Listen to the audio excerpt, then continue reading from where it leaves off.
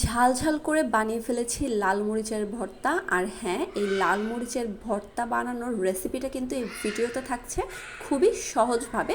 আর সাথে কিন্তু খুদের ভাত রান্না করেছিলাম, আর সেটাও ডিফারেন্ট স্টাইলে, কিন্তু খুব মজাদার ওয়েতে। তো আজকে দুইটা রেসিপি কিন্তু এক ভিডিওতে, তো ঝটপট করে ভিডিওটা শেয়ার করে ফেলুন। আর হ্যাঁ, লাইক কমেন্ট করে আপনাদের মতামত জানান। আর যারা ঝাল লাভার না, মানে যারা ঝাল দেখলে ভয় পায়, তাদেরকে কিন্তু মেনশন করতে ভুলবেন না।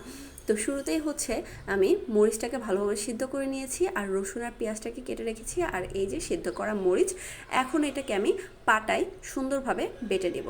তো এই মরিচটাকে ভালোভাবে সিদ্ধ করে নিলে বাটতে একটু সহজ হয়। তো আমি কিন্তু পাটায় বেটে নিচ্ছি, আর আমি এটা 3বার বাটবো, তাহলে এটার ফিনিশিংটা ভালো আসবে, একদম দানা দানা থাকবে না। আপনারা কিন্তু চাইলে ব্লেন্ডার দিয়ে ব্লেন্ড করে নিতে পারেন, তাহলে আপনাদের জন্য আরও ইজি হবে। আমার মনে হয়েছে যে আমি পাটা দিয়ে করবো, এই জন্য আমি পাটা দিয়ে করে নিচ্ছি। তো এখন হচ্ছে আমি রসুন আর পেঁয়াজটাকে সুন্দরভাবে বেটে নিচ্ছি। রসুন আর পেঁয়াজটা বাটা হয়ে গেলে সেই মরিচের সাথে এই মিশ্রণটাকে আমি হাত দিয়ে ভালোভাবে মিশিয়ে নিচ্ছি। ভর্তা কিন্তু এখনও হয়ে যায়নি। এখন হচ্ছে একটা প্যানের মধ্যে আমি দিয়ে দিচ্ছি সামান্য তেল না, আসলে তেলের পরিমাণটা এখানে কিন্তু একটু বেশি দিতে হবে। তারপরে সেই মিশ্রণটা দিয়ে দিচ্ছি। এখন হচ্ছে এই মিশ্রণটাকে তেলের সাথে ভাজাভাজি করে নেওয়ার পালা। এইটা ততক্ষণ পর্যন্ত ভেজে নেব যতক্ষণ না পর্যন্ত এটা একদম ভাজা ভাজা হয়ে যাচ্ছে, নয়তো কিন্তু মরিচের কাঁচা গন্ধটা থেকে যাবে, রসুন পেঁয়াজেরও কাঁচা গন্ধটা থেকে যাবে। এটা আপনি যত ভালো করে ভাজতে পারবেন তত কিন্তু এটার টেস্ট ভালো হবে। তো চলেন এখন হচ্ছে দেখি ভর্তাটা কী লুক আসছে। এই তো দেখেন, লোভ লাগতেছে কারো? যদি লোভ লেগে থাকে তাহলে কিন্তু শেয়ার করে দিন। এখন হচ্ছে আমি খুদটা রান্না করে নিব। তো প্রথমে পাতিলের মধ্যে তেল দিয়ে দিলাম, তারপরে দেখেন কুচি করে রাখা আলু, আর সাথে 2-3টা পেঁয়াজ, মানে পেঁয়াজের পরিমাণটা একটু বেশি দিলে আমার কাছে মনে হয় এই খুদটা খেতে মজা লাগে। আর আলুটা যার যার পছন্দ মতো অপশনাল। আমার কাছে মনে হয় আলুটাকে যদি এই পর্যায়ে একটু ভেজে নেওয়া হয় তাহলে এটা খুদের সাথে রান্না করলে অনেক বেশি মজা লাগে। তো লবণ দিয়ে দিয়েছি, এই আলুটাকে আমি একদম বেরেস্তার মতো করে ভেজে নিয়েছি। তারপরে দিয়ে দিচ্ছি খুদের চাল, আর সাথে অনেকগুলা কাঁচামরিচ আর লবণ। আমি কিন্তু হলুদ ইউজ করব না, আমি সাদা সাদাই রাখবো এই খুদটা। আপনারা চাইলে হলুদ ইউজ করতে পারেন, অনেকেই দেখি হলুদ দিয়েও করে, আমিও করি মাঝে মাঝে, তবে আমার কাছে মনে হয় সাদাটাই অনেক বেশি মজা লাগে।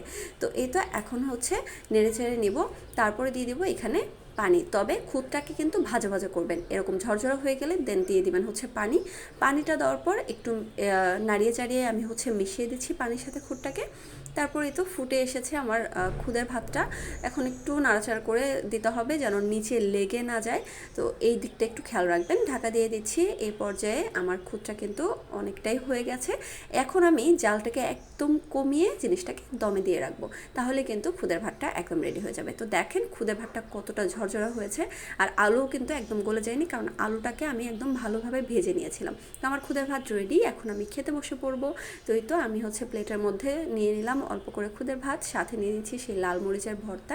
এখন এটাকে আমি মাখিয়ে সুন্দর করে খাবো। তো কার কার লাল মরিচের ভর্তা আর সাথে খুদের ভাত এইটা দেখে খেতে ইচ্ছে করছে, তারা কমেন্টে কিন্তু জানাতে ভুলবেন না। আর অবশ্যই বাসায় এইভাবে করে খেয়ে দেখবেন, আর আমাকে জানাতে ভুলবেন না যে আসলেই আপনাদের কাছে কেমন লেগেছে।